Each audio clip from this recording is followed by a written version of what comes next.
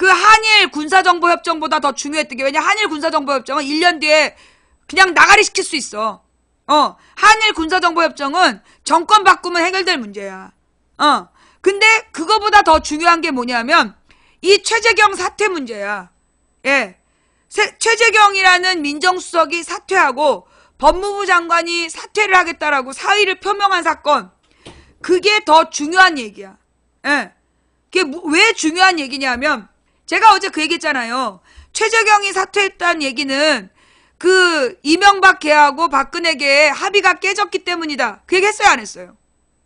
제가 어저께 최재경이 민정수석을 그만둔 이유는 이명박 쪽과 박근혜 쪽에서 합의봤던 내용이 깨졌다는 뜻이다. 그 얘기를 했잖아. 그죠? 예, 내가 분명히 그 얘기 했어요. 그게 맞는 거야. 어저께 그 손석희 뉴스 봤죠? 어저께 손석희 뉴스룸에도 그 얘기가 나왔잖아. 무슨 얘기냐면 이 최재경이 들어가서 검찰과 청와대 사이를 중재하고 그러면서 그 검찰이 청와대를 조사할 때 그 핸들링을 하려고 했던 거야. 그런데 그 박근혜가 그 미친 오 변호사를 그 변호인으로 선임한 다음에 얘가 이제 삑사리를 놓은 거야. 그리고 이제 막 그 조사를 거부하고 막 이런 식으로 행동을 한 거예요. 그러니까 여기에서 최재경이 이제 뚜껑이 열렸다더만. 왜냐하면 이제 이 최재경은 검찰들의 유씨인가? 유씨야, 오씨가 아니라? 그러니까 이 최재경이란 사람이 검사 특수통 출신이고, 그러니까 이제 최동욱 다음으로 특수통 검사들에게는 나름 자긍심의 존재였던 거야. 그래서 이제 이 검찰계의 대빵인데, 검찰계의 대빵이 사퇴를 수습하겠다고 들어갔는데 너무 격이 안 맞는, 검찰 하다가 비리 저질러갖고 쫓겨난 그런 사람을 박근혜가 상대하게 한 거야. 그리고 얘 말을 듣고 이 말을 안 들은 거야. 여기에 이 최재경이 열받아가지고 사의를 표명했다라고 얘기를 하더라고요. 그래갖고 이제 청와대에서는 이걸 빨리 덮어야 되니까 일부러 발표도 안 하고 언론 보도가 나오는 걸 봐봐. 여기서 중요한 거야. 예. 여기서 중요한 건 뭐냐? 그 월요일 날 이미 법무부 장관하고 민정수석이 사의를 표명했다는 거야. 근데 화요일인가 수요일에 뉴스에 나올 때까지, 언론에 나올 때까지 청와대에서 공표하지 않았어. 이게 중요한 거야. 이게 무슨 얘기냐? 이게 중요한 거야. 왜 중요할까? 이게 바로 우리가 맨 처음부터 얘기했던 바로 그 구도. 이게 박근혜계와 이명박의 재벌 언론과의 싸움이다. 그리고 이 최재경하고 법무부 장관이 사의를 표명했다는 게 언론을 통해서 알려졌다는 얘기는 뭐야? 결국 이명박 언론 쪽에서 알려졌다는 얘기지. 박근혜 측에서는 그 사실을 숨기고 사표를 반려하면서 잡으려고 공작을 피고 있었던 거고, 근데 최재경하고 법무부 장관이 언론에 흘렸겠지. 그러니까 알지 않았겠어? 예. 그러니까 이거는 우리가 맨 처음에 지금 이게 다 연관된 문제야. 법무부 장관하고 최재경이 사임을 표명하고 김무성이 대선 불출마 선언을 하면서 뜬금없이 친문 친박 빼고 다 모여라 얘기한 거. 그리고 그 모든 일은 왜 벌어졌냐? 이명박이 나와가지고 언론에다가 박근혜를 탄핵시켜라라고 얘기했잖아. 그래서 탄핵 시계가 다시 돌아가는 거야. 그러니까 최재경이 들어가면서 합의를 봤는데 친이 친박이 이렇게 가자. 근데 박근혜가 유머시기를 변호사로 세우면서 그 합의를 깬 거야. 그래가지고 이명박이가 열받은 거지. 그래갖고 탄핵 시계를 돌리고 제3지대 작전으로 간다. 이렇게 작전이 변경된 거지. 그리고 난 다음에 나타나는 게 지금 장관하고 민정수석이 그만두고 그게 언론에 의해서, 이명박 언론에 의해서 공개되고 그런 구도로 지금 가고 있는 거다. 예. 그러면서 내가 이미 얘기했잖아. 김무성에 대해서 뭐라 했어요? 김무성은 대선에 관심이 없다. 그 얘기 했어, 안 했어? 김무성은 대선에 관심이 없고 당권을 쥐려는 거다. 그 얘기 했어요, 안 했어요? 그거 언제 했는지 한번 찾아봐봐. 내가 그 얘기 분명히 했어. 김무성은 대선에 관심 없다. 얘는 지금 당권을 쥐는 게 걔네들 세력의 수장 짱 먹는 게 일장되는 게 목적이지 대선에 관심 없다. 그런데 뜬금없이 대선 불출마 선언을 했어. 아니 근데 누가 이 사람을 대선 후보라고 봤다고? 대선 후보 순위에도 못 들었던 김무성이 왜 뜬금없이 대선 불출마 선언을 했을까요? 오늘 이거 되게 중요한 기사가 나와. 잘 들어봐. 예, 이게 권영철의 오늘 Y뉴스에 요 배경 아주 설명이 잘 돼 있어요. 예, 그다음 지금 시국을 어떻게 볼 건가? 요것도 아주 잘 나와 있어. 일단 광고 듣고 가실게요. 오늘 Y뉴스에서 뭐가 좀 나오셨어요? 광고가. 어제 새누리당 김무성 전 대표가 대선 불출마를 선언하면서 박근혜 대통령 탄핵에 앞장서겠다고 선언을 했죠. 예. 그래서 김무성 전 대표는 왜 뜬금없이 불출마를 선언했을까 이렇게 주제를 정해봤습니다. 그래요. 왜 뜬금없이 불출마를 선언했을까? 그 얘기하기 전에 네. 지난번 방송에서 그 검찰이 진짜 박 대통령 버렸을까? 요거 하셨잖아요. 예. 근데 지금 검찰이 수사하는 거 보면 진짜 버린 것 같은데요. 검찰이 우병우 전 민정수석을 겨냥한 압수수색을 하고 박 대통령에 대해서 대면 조사를 다시 요구하고 세월호 참사 당시에 7시간 행적에 대해서도 수사에 착수하는 모습을 보이고 있기 때문에 예. 그렇게 볼 수도 있을 겁니다. 지난 21일 방송 내용을 다시 말씀드리면은 검찰의 수사 태도는 지난 4년여에 비해서 엄청나게 변한 건 틀림없다. 그건 틀림없다. 현직 대통령을 범죄 피의자로 규정한 건 정말 대단한 일이다. 예. 그동안은 의혹을 덮는 데만 급급해왔지만 이번에는 언론에서 제기한 의혹들에 대해서 감추거나 덮지 않고 있다. 그건 분명히 말씀하셨어요. 요구했어요. 그리고 다만 전현직 검찰 고위 관계자들의 말을 토대로 뇌물수수나 제3자 뇌물죄가 아닌 직권남용이나 강요죄로는 처벌 수위도 낮고 또 법정에서 무죄를 다투게 될 것이다. 또 뇌물죄가 아니면은 대기업들은 피해자가 되니까 처벌이 불가능해진다는 것이었죠. 그래서 포장지는 엄청 화려하고 크지만 막상 포장을 풀어보니 알맹이는 별게 없더라. 이 때문에 면죄부를 줄이는 건 아닌지 의문이 제기되고 있다. 그런 얘기를 요거였죠. 그런 얘기. 지난 20일 검찰의 수사 발표와 지금까지 검찰 수사에서 달라진 게 뭘까요? 달라졌다면은 검찰이 삼성그룹과 관련해서 국민연금공단 본부와 삼성그룹 미래전략실에 대해서 압수수색을 했다는 그거 그리고 김현웅 법무부 장관과 최재경 민정수석이 사표 냈고 그런 정도. 그리고 29일까지 대면 조사 다시 해라라고 발표한 것. 그 정도인 거죠. 그러면 이제 수사를 어쨌든 지금 점점 강도가 높아지는 건 분명하죠. 어쨌건 모양새는 그렇습니다. 검찰이 뭔가 전력 투구하는 것 같고 정말 박근혜 정권과 갈라서서 하는 것처럼 그렇게 보여지긴 합니다. 근데요. 그런데 우병우 전 민정수석에 대해서 수사를 한다면서 그동안 검찰이 뭘 했죠? 민정수석실 컴퓨터를 확보했습니까? 아니면 우병우 민정수석이 사용하던 휴대전화를 압수했나요? 우 전 수석이 10월 30일 경질되고 11월 6일 소환조사를 했지만은 이른바 황제 소환조사 논란에 휩싸인 뒤에 22일 만에 한다는 게 민정수석실도 아니고 별도 사무실이 있는 민정수석실 산하의 특별감찰반 사무실에 대한 압수수색입니다. 어제 압수수색을 여러분 잘 보셔야 돼요. 민정수석실을 한 게 아니고 특별감찰반 사무실에 대한 압수수색이었어요. 조홍천 의원이 어제 페이스북에 그런 글을 올렸더라고요. 검찰이 초기 수사에 우병우의 휴대전화와 PC만 확보하였더라면 이렇게 부산을 뜰 필요는 없었을 텐데 또 그 얘기하고 지금이라도 청와대 비서동에 있는 민정수석실을 압수수색하면은 훨씬 중요한 자료를 제대로 확보할 수 있을 텐데 검찰에게 청와대 경내 비서동은 넘사벽인가 본다 이런 글을 올렸거든요. 그 검찰이 확실히 강한 기류가 된 건 분명하지만 여전히 넘사벽인 지점은 있다라고 보시는 거군요. 검찰이 스스로의 의지에 의해서 가기보다는 국민의 여론에 떠밀려서 언론이 먼저 수사를 하고 있으니까 어쩔 수 없이 하고 있는 게 아닌가. 일각에서는 우병우 전 수석을 검찰이 버렸다는 얘기도 들리고요. 우 전 수석은 화병에 걸려서 체중이 5kg, 10kg 빠졌다는 얘기도 들립니다만은 검찰이 우 전 수석을 언제 다시 소환한다는 얘기도 없습니다. 세월호 7시간 대해서 조사한다 그러지만은 사실 그동안은 유언 비어라면서 명예훼손 수사를 했지 않습니까? 그렇죠. 근데 검찰이 크게 달라졌는지는 좀 더 지켜봐야 되지 않겠나. 여전히 그런 입장이시군요. 권영철 기자는. 알겠습니다. 잠깐 제가 그게 궁금해서 일단 질문을 드렸고 오늘 주제는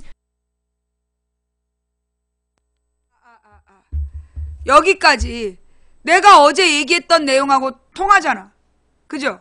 내가 어제 뭐라고 얘기를 했냐면 우병우를 구속해야 우병우랑 김기춘을 구속해야 검찰이 진짜 수사하는지 알 수 있다. 그 얘기했잖아. 그죠? 내가 우병우를 정말로 수사를 해야 그게 진짜 수사하고 있는 건지 알 수 있다. 검찰이 지금 보여주는 거는 못 믿겠다. 근데 지금 딱 나랑 똑같은 얘기 하신 거예요. 이 저녁 때는 석희 오빠가 나를 설레게 하고 아침에는 이 권영철 오빠가 나를 설레게 해. 계속 들어봅시다. 김무성 대표 얘기예요. 네. 왜 갑작스럽게 대선 불출마 기자회견을 했는가? 왜입니까? 김무성 전 대표의 얘기대로 하자면은 첫 번째는 지금의 사태가 일어난 데 대한 책임을 지기 위해서라는 명분입니다. 그렇죠. 그러니까 박근혜 정부 출범의 일익을 담당한 사람으로 새누리당의 직전 당 대표로서 지금의 국가적 혼란 사태에 대해서 책임을 통감하기 때문에 예. 정치는 책임질 때 책임을 져야 한다. 저부터 책임지고 내려놓겠다 이렇게 얘기를 했죠. 첫 번째 이유. 예. 근데 김 대표가 내려놓은 게 뭐죠? 이거 봐. 내려놓은 게 뭐냐고요? 예. 스스로 대선 후보였는지 모르지만은 예. 대선 지지율이 2% 3% 안팎이었습니다. 그리고 출마를 선언한 적도 없습니다. 두 번째는 새누리당 해체를 막기 위해서입니다. 해체를 막기 위해서 오히려 불출마 선언. 김 전 대표는 비박 모임을 주도하면서 탈당을 언급해왔죠. 그랬죠. 그렇지만 남경필 경기지사와 김용태 의원의 탈당에 아무런 힘도 보태지 않았습니다. 예. 그러면서 친박 핵심인 최경환 의원을 만나서 6인 중진 협의체 구성과 비례위 체제로 간다는데 합의를 했죠. 그렇습니다. 어떻게 보면 일종의 뒷거래를 한 거죠. 어제 하태경 의원이 그 세게 반발하면서 막 큰 소란이 있었거든요. 김무성 전 대표 이런 형태를 비난한 것이었습니다. 결국 뒷거래하는 거 아니냐, 친박. 오히려 지금 김 전 대표는 내려놓은 것은 아무것도 없고 오히려 해체 위기의 새누리당 전면에 나서면서 정치적 영향력을 확대하고 있는 겁니다. 세 번째 이유는 뭡니까? 박 대통령의 탄핵을 위해서라는 명분을 내세웠습니다. 그랬죠. 김 전 대표는 박근혜 대통령은 국민을 배신했다. 우리 새누리당도 배신했다. 헌법을 심대하게 위반했다. 헌법을 위반한 대통령은 탄핵을 받아야 한다. 그러면서 새누리당에서 탄핵 발의를 앞장서기로 했다. 이렇게 얘기했거든요. 어제 그랬어요. 예. 제가 지난번에 탄핵의 덫에 대해서 방송하면서 면피의 덫을 언급했죠. 그러셨습니다.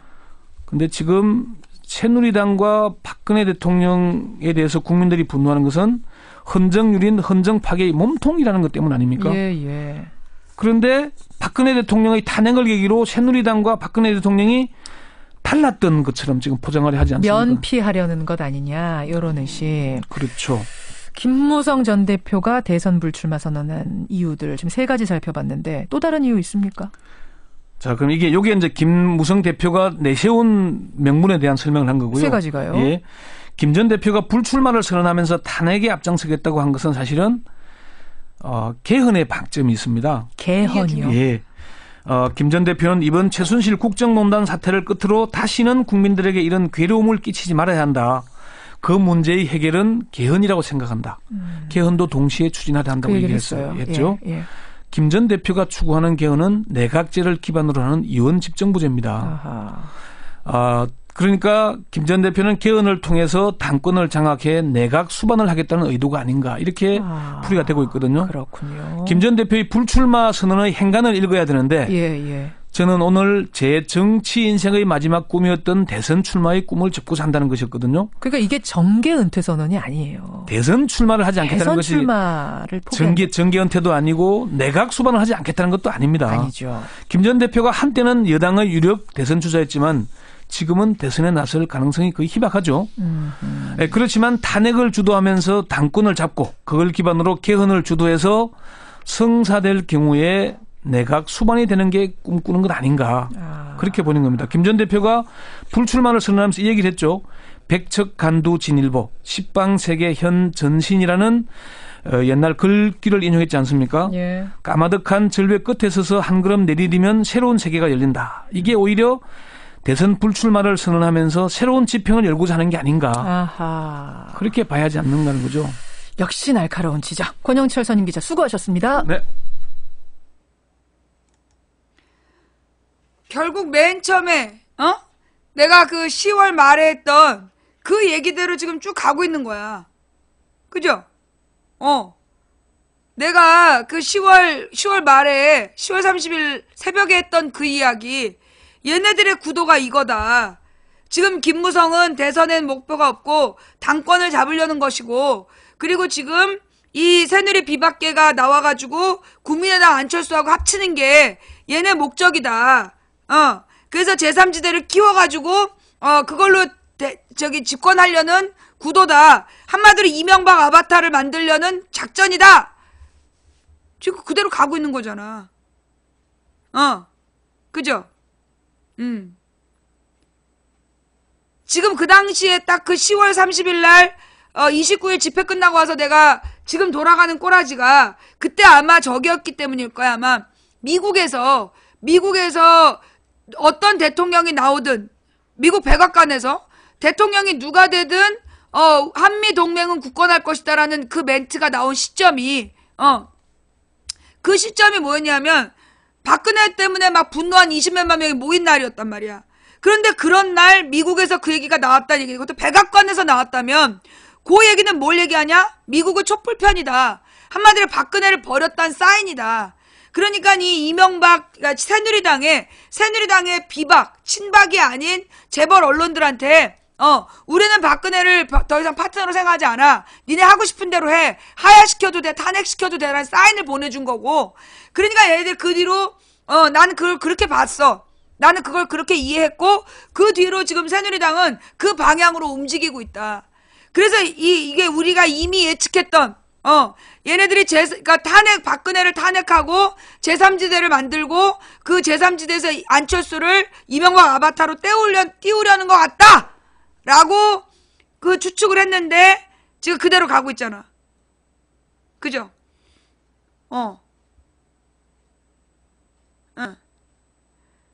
내가 그 10월 29일에서 30일 사이에 박근혜 탄핵은 이명박의 설계다!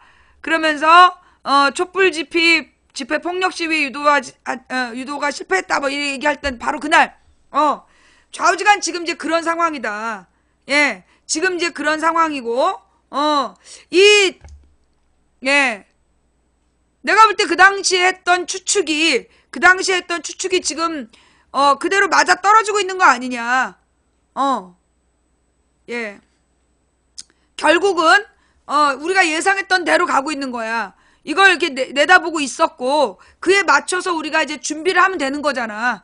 그죠? 그에 맞춰서 우리가 준비를 하면 되는 거고 자, 여러분 이제 다음 이야기로 넘어가기 전에 지금 현재 시청자가 8,269명인데 업은 6,200이야. 한마디로 딱 2,000명이 또 안 하고 버티고 있어. 니들의 정체가 뭐야? 자, 얼른 업하여 광명 찾자. 예, 업을 하고 광명 찾자. 지금 그러니까는 얘네들은 이제 예측했던 방향대로 지금 가고 있다. 예. 지금 이제 이명박 아바타를 만들기 위해서 이 모든 쇼를 기획했고 이 모든 쇼를 진행 중이다. 그러면 중요한 건 우리 쪽 내부야. 우리 내부에 대한 추측으로는 지금 종편에서 끊임없이 띄우고 있는 건 누구다? 이재명이다. 이재명을 계속 띄우고 문재인과 이재명을 야권 1, 2등 후보로 만들어가는 게 쟤네들의 작전이다. 그 작전을 통해서 결국은 이제 이재명 지지자들이 문재인을 죽이는 그런 구도. 왜냐하면 이 이재명 지지자들이 옛날에 2007년에 정통 멤버들이야. 그러면 이 정통 멤버들이 했던 일이 뭐였냐면 그 당시에 더 높은 지지를 받았던 후보들 다 죽였어. 막 쌍욕을 해가지고 그 당시에 모든 후보를 죽이고 정동영을 후보로 만들었던 게 정동영과 통하는 사람들이라는 조직이고 그 조직의 핵심 멤버가 지금 이재명 띄우기의 주축이다. 그러니 얘네들이 틀림없이 문재인을 잡아먹을 거다. 그게 이제 쟤네들의 구도인데, 그러면 이제 이걸 이제, 그리고 그런 이재명을 계속해서 종편에서 띄워주고, 종편에서 이재명과 김어준을 띄워서, 이제 그 한마디로 야권표를, 나머지 야권에 쓸만한 후보들을 죽이는, 야권에 진짜 쓸만한, 안희정이나 박원순을 죽이려는 용도로 이재명을 띄우고 있는 거다. 그게 지금 내가 바라보고 있는 지금 정국이다. 그다음 내가 어저께 왜 반기문하고 새마을운동 얘기를 했느냐. 예. 내가 왜 반기문하고 새마을운동 얘기를 했냐 하면 사실 쟤네들이 이제 안철수를 지난 일요일 날 막 스타로 만들어 보려고 했는데 실패했어. 여러 명 앉혀놓고 보니까 제일 좀 말도 못하고 좀 그랬어. 그러고 난 다음에 남경필을 막 띄워보는 거야. 근데 별로 반응이 없는 거지. 그러니까 지금 막 던지는 중이야. 쟤네가 그래서 처음에는 남경필을 띄우고 홍정욱도 띄우고 홍정욱 띄우고 남경필 띄우고 그 다음에 어제부터 반기문을 다시 띄워. 어제부터 반기문을 다시 띄우는 거야. 예. 그래서 내가 반기문과 새마을운동을 얘기한 거야. 비아그라하고 반기문을 연결했던 이유가 그게 지금 쟤네들이 안철수를 안 될 것 같으면 이 반기문을 그 친박 친문 다 뺀 제3지대 후보로 밀 수도 있겠다. 그래서 내가 그래서 그 반기문과 새마을운동 이야기를 다시 한번 짚은 거예요. 예. 지금 반기문이 원래 지지율 1위라고 그러다가 지금 지지율 2위로 떨어진 거야. 문재인이랑 바뀌었어. 원래 이제 계속 반기문이 1등, 문재인이 2등이라 그랬단 말이야. 그다음 안철수가 3등이라고 그랬는데 지금 갑자기 이번 주부터 바뀌어가지고 문재인이 1등, 반기문이 2등, 이재명이 3등 이렇게 이제 주장을 하고 있는 거야. 개뻥이죠. 예, 개뻥이야. 내가 그랬잖아. 지금 우리나라 여론조사기관 즉 한국갤럽이나 리얼미터에서 선거 관련 여론 지지율 맞은 적 있냐? 내가 분명히 얘기하건데 지금 대선 후보 여론조사를 발표하고 있는 한국갤럽이나 이 리얼미터의 조사 결과가 맞은 적 있냐? 없다. 물론 이명박 박근혜에서는 사기를 쳤지만 한국갤럽이 옛날에 무슨 짓을 했냐 하면 몇 번 얘기한 것 같은데 한국갤럽에서 어떻게 2007년에 이명박을 대통령 후보로 만들었냐 하면 처음에 이제 박근혜가 압도적이었어. 그 당 지지자의 85%가 박근혜였다니까. 근데 한국갤럽이 어떻게 그걸 흔들었냐 하면 이명박이 박근혜를 추격하고 있다라고 발표를 해. 막 계속 발표를 해. 계속 이제 주마다 발표를 하는 거야. 그러더니 5차 범위 내에 동률이다. 박빙이다. 이렇게 발표를 해. 그러더니 넘어섰다. 이렇게 발표를 하는 거야. 그러니까 사람들이 그때 가서 정말 설마 이러면서 조사를 했더니 원래 85대 15였는데 40대 60으로 많이 따라왔더라. 그러고 나서 다음에 또 조사를 했더니 50대 50 정말로 65대 45로 이 여론조사가 뒤집어진 거야. 근데 그 여론조사가 뒤집어진 이유는 뭐였냐면 그 모방 효과를 노린 거예요. 원래 정답을 알려주고 그렇게 따라가게끔 한 거야. 누구야?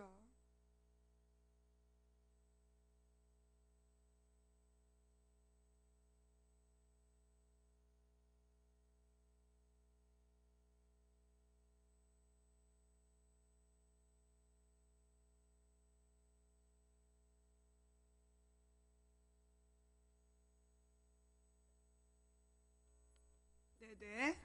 택배 아니에요? 자, 하여튼 그래가지고 그때 그 한국갤럽에서 그렇게 여론 장난을 친 거야. 여론을 이제 장난을 쳐가지고 그래서 박근혜 지지율을 여론조사에서 흔든 거야. 그러고 나서 그때 그해 7월인가 박근혜 캠프에서 그 문제 제기를 해. 뭐라고 문제 제기를 하냐면 여론조사의 질문이 잘못됐다. 그 사건 찾아봐봐. 그때 2007년에 박근혜 캠프에서 이 이명박 지금 당의 여론조사가 잘못됐다. 왜 잘못됐냐면 질문이 잘못됐다는 거야. 뭐냐면 당신이 내일 선거를 한다면 누구를 한나라당 후보로 찍겠느냐라고 물어봐야 되는데 누가 한나라당의 대선 후보가 될 것 같냐라고 묻고 있다. 이거는 정확하게 엄밀하게 따지면 대선 지지율이 아니다. 그러면서 막 박근혜 쪽 캠프에서 난동을 피운 적이 있어. 이거 실화예요. 뭐냐 하면 지금 대선 후보에 대한 여론조사 지지율을 그렇게 뽑아낸다는 거야. 여론조사 지지율, 대선 후보에 대한 지지율이 그렇게 뽑아낸다는 거야. 지금 리얼미터에서 발표한 문재인 1등, 반기문 2등, 이재명 3등, 그 여론조사가 몇 명한테 물어본 거냐면 500몇 명한테 물어본 거야. 500몇 명인가? 1000몇 명인가? 우리 망치부인 방송에서 한번 조사해봐? 8,000명한테 한번 물어봐? 결국은 이게 여론조사라는 이름의 조작인 거예요. 그러니까 이게 내가 여러 번 얘기했잖아. 일부러 그런 여론조사 결과를 발표해가지고, 일부러 그런 여론조사 결과를 발표해가지고 뭘 노리냐? 선입견을 심어주는 거야. 선입견을 심어주는 거예요. 안 해요. 왜 안 하느냐? 그렇게 여론조사를 하면 이게 답이 되는 거야. 그거는 자 여러분 잠깐만요. 지금 하자 이러시는데요. 내가 여기서 여론조사를 하잖아. 그러면 이게 뭐가 돼? 하나의 선입견이 될 수 있어. 하나의 선입견이 될 수 있는 거야. 그래서 하면 안 되는 거야. 왜냐? 이게 새누리당, CBS에서 2011년에 안철수 대선 후보 만든 방법이잖아. 750명한테 물어봐가지고 박근혜하고 안철수를 딱 놓고 물어봐. 그 다음에 둘 중에 누구를 대선 후보로 지지하느냐? 그 당시에 누구든 박근혜하고 갖다 붙이면 이기는 거였어. 근데 안철수가 박원순한테 양보한 날, 그래서 제일 호감도가 높은 날 조사했다. 이거는요, 분명하게 잘못된 아주 비겁한 여론조사야. 전혀 객관적이지 않고, 뭘 노린? 국민들이 그 분위기에 휩쓸려서 어떤 정답을 유도하려는 그런 악의적인 목적이었어. 그래서 그때 750명한테 물어봐가지고 박근혜를 처음으로 이긴 대선 후보다 다음날 대대적으로 보도했잖아. 그렇게 안철수가 대선 후보가 됐어. 지금 우리 망치부인 방송에서 대선 후보 지지율 조사하겠다. 그러면 이걸로 이 여론조사라는 건요. 설계를 해야 돼요. 여론조사 자체에 대한 질문 설계를 해서 각 후보들에게 질문지를 다 돌리고 그 어떻게 너를 표현해 주길 바라니 그걸 물어보고 그래서 가장 자기를 잘 표현한 말들을 가지고 여론조사를 해야 되는 거야. 그런데 지금 이 여론조사 기관들에서 의도를 가지고 여론조사를 하고 있다는 거죠. 그러니까 그 답을 유도하는 거야. 어떤 식이냐? 2014년이지. 2014년까지 존재하지도 않았던 안철수 신당을 정당 지지율로 물어봤다니까. 안철수 신당이라고. 안철수 이름을 넣어서. 아니 정당 지지율을 조사하는데 안철수가 만든 어떤 당이 있는 것도 아니야. 근데 안철수 신당이 만들어진다면 지지하겠냐? 그러니까 그때 질문이 뭐였냐면 기존의 정치권에 대한 국민들의 실망감이 많다. 그게 1번 문제야. 그래서 새로운 정치를 바라느냐를 1번으로 물어본 다음에 안철수가 새로운 정치를 하겠다고 신당을 만들면 지지할 의사가 있느냐? 이렇게 물어봤다니까? 그게 안철수 신당 지지율로 발표가 됐어. 얼마나 그게 비겁한 거냐고. 안 그래요? 그래가지고 결국 어느 정당 지지율을 유도한 거야. 그게 지금 여론조사 기관들이 하는 짓인데 내가 여기서 여론조사를 하겠다. 그 질문이 잘못됐다면 우리 국민들은 오늘 우리 방에서 조사한 내용을 우리 시청자들이 밀고 나간다라면 그 또한 부정선거야. 그 또한 선거에 영향을 미치려는 악의적인 의도가 되는 거예요. 내가 얘네들의 작전을 역이용했던 게 그래서 문재인 그 뒤로 박근혜하고 그 문재인을 하면 항상 박근혜가 이기고 박근혜하고 안철수를 하면 항상 안철수가 이기는 거야. 매번 그렇게 여론조사 발표를 하더라고. 그래서 내가 그랬지. 왜 매번 그따위로만 하냐? 안철수하고 문재인하고 둘 중에 누가 야권 단일 후보로 적당하냐라고 물어봐라. 그래가지고 그때 문재인 쪽에서 여론조사를 해버린 거야. 그랬더만 당연히 문재인이 나오지. 그리고 나서 그 여론조사가 뒤집어지지 않았어. 그런 것처럼 이게 여론조사 결과라는 게 먼저 어떤 여론조사 결과가 발표가 되면 그게 일종의 정답이 되는 거야. 사람들은 그대로 세뇌가 돼서 그거 그대로 찍어. 그건 아주 비겁한 방법이야. 나는요, 지금 우리나라 언론사에서 대선 지지율에 대한 여론조사 발표를 난 중단해야 된다고 봐. 나는 지금 대선 후보에 대한 여론조사 결과 발표를 중단해야 된다고 봐. 왜냐? 여러분 지난 총선 때 봐봐. 우리나라 그 유명한 여론조사 기관들 한국갤럽이나 리얼미터에서 뭐라 그랬냐고. 더민주가 80석도 차지하지 못한다. 새누리당이 190에서 230 간다. 그런 개지랄을 했던 여론조사 기관이 지금 발표하고 있는 대선 여론조사가 정확하겠냐고. 나는 정확하지 않다고 봐.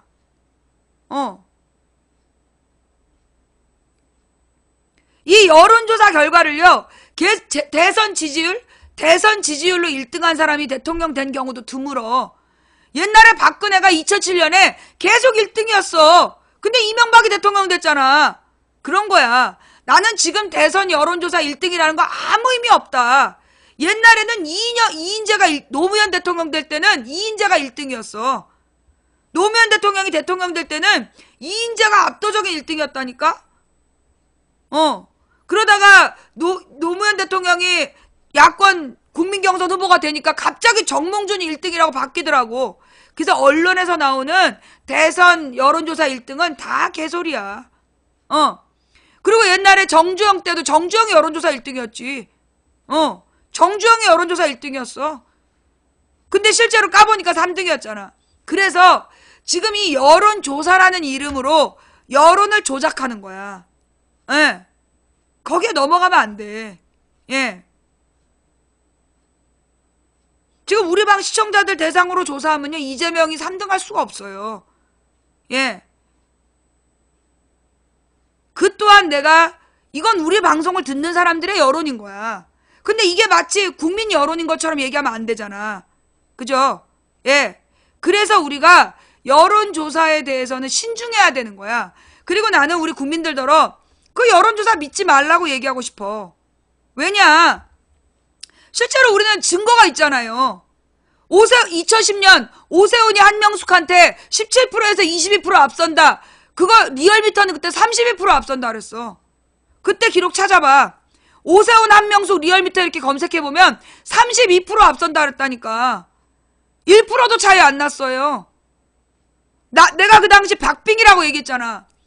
지난 총선 때도 뭐 한국갤럽이나 리얼미터나 모든 여론조사 기관에서 뭐라 그랬어. 새누리당이 180에서 190에서 230 간다. 더민주는 80석도 못한다. 80석 정도 한다. 심지어 손석희 뉴스에서도 그렇게 나왔다니까. 기억 안 나? 근데 내가 그때 뭐라 그랬어. 아니다. 더민주 120에서 130은 나온다. 딱 맞았잖아. 123석. 더민주가 일당 될 수도 있다. 그것도 맞았잖아. 그리고 여소야대 된다. 맞았잖아. 그죠? 그 다음에 이번에도 오세훈 정세균 여론조사에서 오세훈이 그때도 24% 앞선다 그랬던가? 오세훈이 정세균보다 여론조사 24% 앞선다고 발표가 나온 거야. 그래갖고 내가 거짓말하지 마라 이 새끼들아. 너네 2010년 서울시장 선거 때도 거짓말했잖아 이 새끼들아. 막 이러면서 내가 정세균 캠프에서 요 내용을 고소하라고 내가 막 그랬잖아요. 그래가지고 그 다음부터 걔네들이 쫄아가지고 그 발표를 못했어. 그 다음 내가 트럼프에 대해서도요. 여러분 내가 작년부터 발표한 거 잘 들어봐. 힐러리가 대통령 될 수 없다. 그 다음에 트럼프보다 힐러리가 압도적 지지를 받을 때 아니다. 트럼프 지지율이 그렇게 낮지 않다. 이거 트럼프 지지율이 낮지 않다라고 내가 계속 얘기했어. 그 다음에 맨 마지막에 힐러리가 근소한 차이로 이기지만 대통령을 못한다. 라고 얘기했지. 그게 왜 그랬냐? 실제로 트럼프를 지지하는 사람들의 속성, 이거는 이 시대의 흐름인 거야. 브렉시트랑 똑같고, 그 다음에 또 하나 있었는데 브렉시트랑 비슷한 투표. 예. 브렉시트랑 비슷한 투표가 또 하나 있었어. 하여간 이게 뭐냐 하면요. 지금 오늘 힐러리가 200만 표를 앞섰다. 그런 얘기가 나오잖아. 그죠? 힐러리가 200만 표를 앞선다. 아니야. 그렉시트하고 또 달라. 그렉시트랑 브렉시트는 전혀 달라. 그렉시트하고 브렉시트도 목적이 달라. 방향도 다르고. 그렉시트는 뭐냐 하면, 그리스가 너무 가난한 나라야. 그러니까 이제 유럽이 어떻게 되어 있냐면, 유럽의 모습이 이제 여기가 노르웨이랑 뭐 스웨덴, 핀란드가 있는 북유럽이야. 그 옆에 이제 영국이 있어. 영국 밑에가 프랑스가 있고, 프랑스 옆에 독일이 있는 거야. 프랑스하고 독일 밑으로 내려가면 오스트리아가 있고 스위스가 있는 거예요. 그러면 이제 이게 이제 유럽이고, 그 다음에 요 프랑스의 이쪽 옆에 스페인이 있어. 그래서 스페인, 이탈리아, 그리스, 그 다음에 그리스 옆에 터키, 요게 지중해 북부야. 근데 여기에서 공통점이 뭐냐면 스페인하고 이탈리아하고 그리스가 다 반도 국가야. 근데 이 나라들이 소위 경제적으로 그 서유럽이 어디냐면 영국과 프랑스, 독일을 서유럽이라래. 그 다음에 그 위에 북유럽, 노르웨이, 그 다음에 스웨덴, 핀란드를 북유럽이라고 부르고, 그리고 이제 동유럽이 뭐 체코, 슬로바키아 뭐 이런 나라들이 동유럽이야. 그리고 그 옆에 이제 러시아가 있고.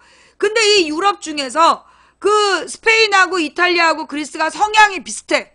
우리처럼 반도 기질이 있어서 사람들이 불끈불끈하고 화를 잘 내고, 그러면서도 또 자기네들끼리 있을 때 많이 이렇게 분열이 되어 있어. 막 분열이 되어 있고, 그리스 같은 경우에는 산악지대이기 때문에, 여러분 그 맘마미아라는 영화를 한번 보면 잘 나와요. 산악지대이기 때문에 거긴 옛날부터 산봉우리별로 폴리스라는 작은 나라들의 연합국가였어.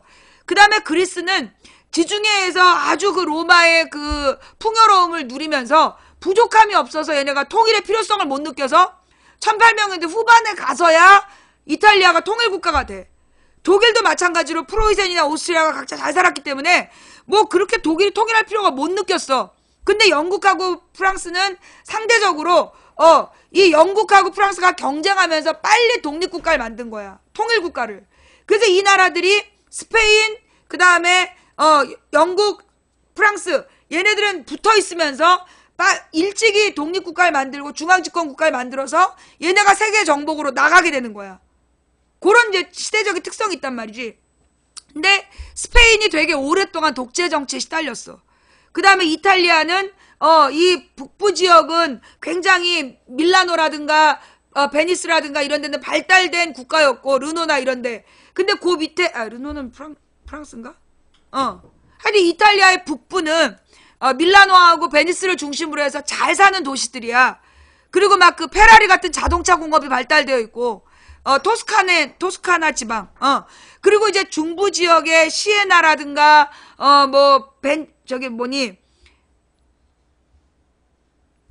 교황청이 있는 곳, 교황청이 있는 곳이라든가, 이런 데는 관광산업으로 아주 발달되어 있고, 농업이 발달되어 있고, 근데 이 이탈리아 남부는, 그, 외국에서부터 들어오는 이민자들이 많아, 불법 이민자들이 많아서 그 지역의 치안이 별로 안 좋은 거야.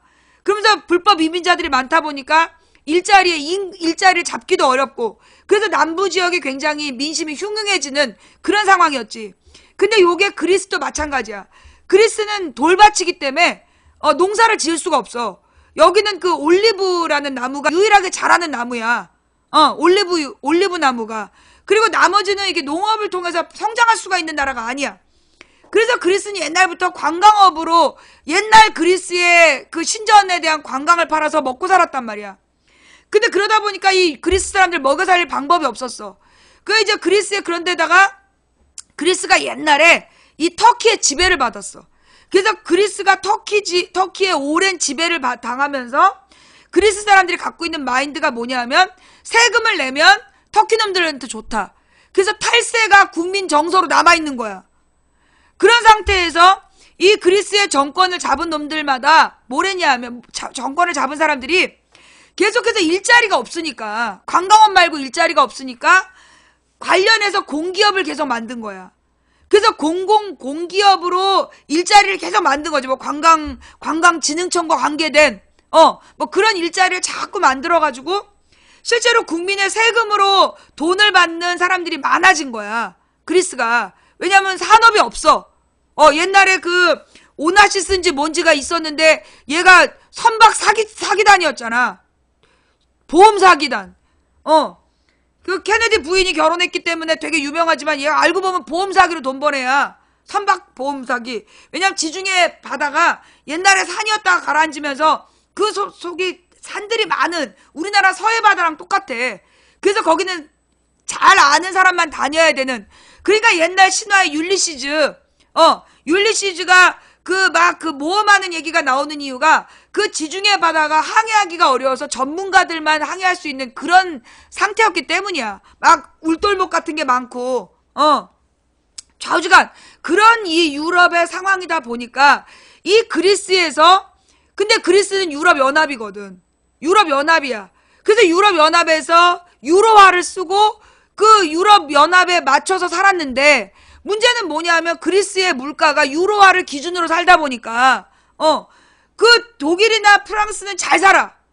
독일이나 프랑스는 잘 사는데 그리스는 못 산단 말이야. 근데 똑같이 유로화를 쓰면서 물가가 폭등을 한 거야. 그러면서 이제 그러면 이 물가가 폭등한 거에 맞춰서 생산량이 늘어나야 되는데 생산 늘어날 게 없고 전반적으로 유럽 경제가 특히 프랑스나 영국이나 이런 데에서 서민들이 가난해지면서 유럽으로 여행을 많이 안 온 거야. 그리스로 여행을 많이 안 온 거야. 그러다 보니까 그리스의 여행 수입도 많이 늘지 않고 그러면서 그리스의 경제 위기가 점점 심해졌는데 좌우지간 이 유럽에다가 얹혀서 살다 보니까 이 유럽에서 탈출하자. 그래서 그리스가 유럽에서 탈퇴해야 된다. 그런 주장이 나온 거야. 그건 솔직히 얘기해서 선진국이 그리스 사람들대로 나가라고 그런 거지.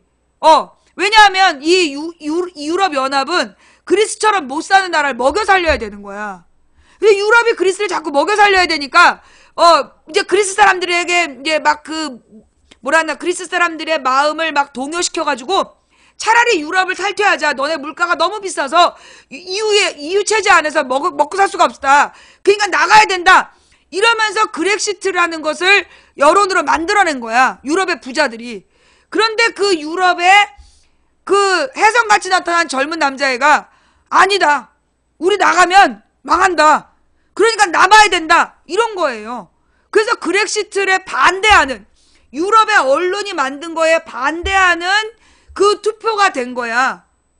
그리고 브렉시트는 도리어 영국이 유럽연합을 탈퇴해야 된다라는 똑같은 논리를 만들었는데 그건 영국의 부자들이 자기네들이 세금을 유럽연합에 내는 게 아까워서 그래서 영국이 탈퇴해야 된다는 주장을 했고 순진한 영국의 서민들이 속아가지고 탈퇴를 해버린 거야. 근데 나중에 알고 보니까 그리스는 남았고 유럽은 나간 거야. 그래서 정반대예요. 예. 그게 정반대야.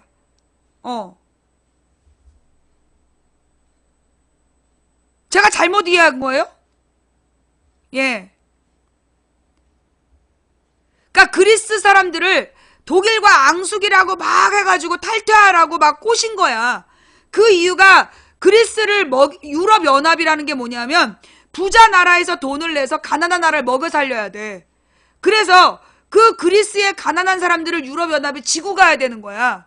그러니까 지고 가는 그게 아까워서 그 가난한 그리스는 쫓아내려고. 근데 그걸 막 민족 감정을 부추겨가지고 나가라고 부추긴 거야.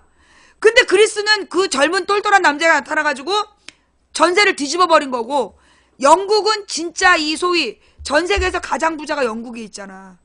전 세계에서 우리가 이제 빌 게이츠, 워렌 버핏을 제일 부자라고 알고 있잖아요. 그런 사람들을 제외하면 소위 그 금융 자본의 제일 부자는 영국에 다 있는 거야.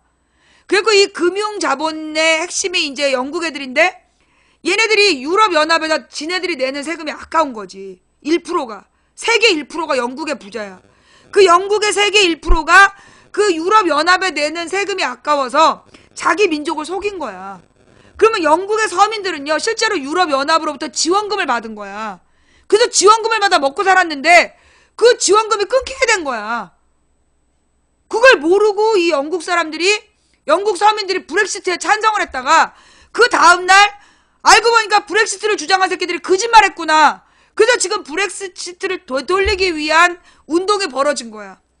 그 다음에 트럼프의 나라도 마찬가지로 이 트럼프의 나라가 그러니까 미국이 이 트럼프를 누가 그 트럼프 운동을 했냐면 미국의 교회에서 한 거예요. 미국의 교회들. 그래서 미국의 미국 교회 중에 가장 유명한 전도사가 있대. 무슨 무슨 복음주의인지 뭔지 나발인지. 그러면서 그 목사가, 미국의 힐러리와 오바마는 동성애와, 동성애를 합법화시키려는 그런 정당이기 때문에 트럼프를 찍어야 된다. 미국 교회에서 그 지랄 해가지고 한국의 미친 목사들이 다 따라한 거야. 그 중국에 있는 한인교회 목사들까지 트럼프가 돼야 된다고 그 지랄 한 거라니까. 그런데 트럼프는 누구냐? 그러면 동성애만 나빠? 그러면서 막 레위기에 동성애를 금지한 얘기가 나온다가 계속 떠들어. 근데 동성애 바로 위에 뭐가 나오냐면 간음하지 말란 말이 나와. 남의 아내를 탐하지 말고 남자들이 창녀랑 어울리지 말란 얘기가 나와. 트럼프는 섹스 스캔들이 많은 여자야. 트럼프의 섹스 스캔들은 온 집안의 고질병이라고. 그런데 레위기에 동성애를 금지시켰는데 민주당은 동성결혼 합법화를 추진했다. 그러니까 민주당을 떨어뜨리고 공화당을 당선시켜야 된다. 그 지랄 했다니까 목사들이. 예.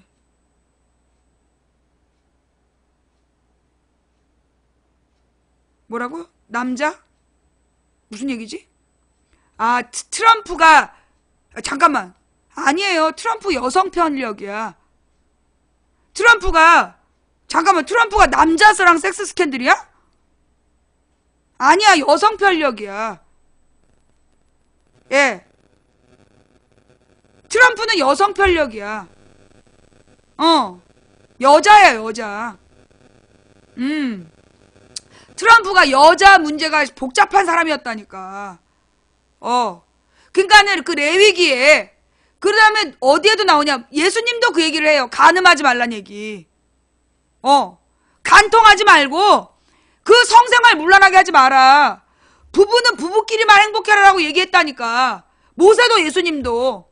근데 이것들이 계속 동성애만 강조하는 거야. 누가? 미국의 목사가 제일 유명한 목사래. 그 인간이 민주당이 동성결혼을 합법화 시켰기 때문에 떨어뜨려야 된다고. 그러면서 트럼프를 지지한 거야. 근데 이 트럼프는 누구냐? 인종차별주의자예요. 예. 지금 트럼프의 핵심을 잡겠다는 게 인종차별주의자잖아. 미국판 극우 세력이야. KKK당 같은. 얘네들 모임할 때 하이틀러처럼 오른손을 들어서 인사하고 그 지랄하는 애들이라니까. 그런데 그건 예수님의 생각과 정반대예요. 백인 우월주의는 예수님의 생각과 정반대라니까. 예수님은 모든 인간을 인종이나 신분에 구분하지 말고 남자이든 여자이든 어떤 나라 출신이든 따지지 말고 모든 인간은 평등하다 라고 얘기하셨어. 그런데 어떻게 교회 목사가 돼가지고 민주당은 동성애를 합법화하니까 민주당을 떨어뜨리고 트럼프를 찍어야 된다. 트럼프는 백인 우월주의자야. 예수님의 반대파라니까. 내가 볼 때 그 목사가 적그리스도야. 그 목사가 적그리스도야. 트럼프를 지지한 목사들은 적그리스도야. 예. 그래서요. 왜 나더러 종교 얘기하냐고 자꾸 여러분이 그러시잖아. 트럼프를 지지한 게 미국의 기독교라니까. 박근혜 이명박을 지지한 게 우리나라 개신교회야. 대형교회. 그래서 내가 올바른 교회의 방향을 얘기하는 거야. 한국의 교회 신자들이 이명박을 찍어야 생명책에 기록된다는 개소리에 놀아나가지고 이명박 찍고 박근혜를 찍었다니까. 그래서 내가 교회 얘기를 자꾸 하는 거예요. 한국의 기독교인들이 지금 지금도 박근혜를 지지하는 미친 카톡 돌리는 게 목사, 장로, 권사들이야. 생명책이 뭐냐면 구원받는 사람의 명단. 미친 목사라니까. 그 목사를 박근혜가 만났어, 얼마 전에도. 생명책 얘기가 뭐냐 하면 구원받는 사람의 명단인데 이명박을 안 찍으면 생명책 명단에서 지워버린다 그랬다니까? 그런 미친 목사를 박근혜가 종교 지도자라고 만났어. 정말 부끄러운 문제야. 종교하고 시사가 분리된 게 아니라 하나의 문제예요. 구원파 아니야, 그 사람. 한국 개신교 목사야. 장로회 목사야, 장로회 목사. 정말 심각하다니까요?